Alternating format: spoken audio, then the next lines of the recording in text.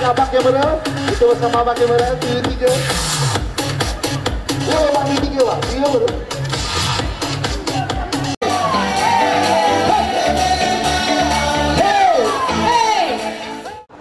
Selamat pagi diucapkan sekali lagi terima kasih kepada Datuk J. Kanan, panel penasihat kebangsaan dan merangkap panel penasihat klinik kesihatan Puchong dengan pasukannya yang menjemput kami daripada BCWA untuk melaksanakan pendidikan kesihatan berkaitan dengan kesihatan payudara, khususnya pengesanan awal kanser payudara. Ya. Apa yang kita buat hari ini ya, adalah mengajar pelanggan yang datang ke Ion Big Puchong berkaitan dengan cara-cara pemeriksaan sendiri payudara, cara yang betul.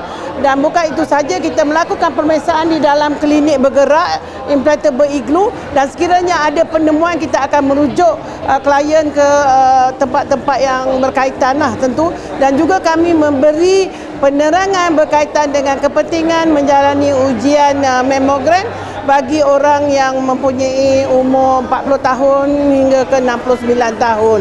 Maka dengan itu disarankan mengunjunglah ke booth kami beramai-ramai.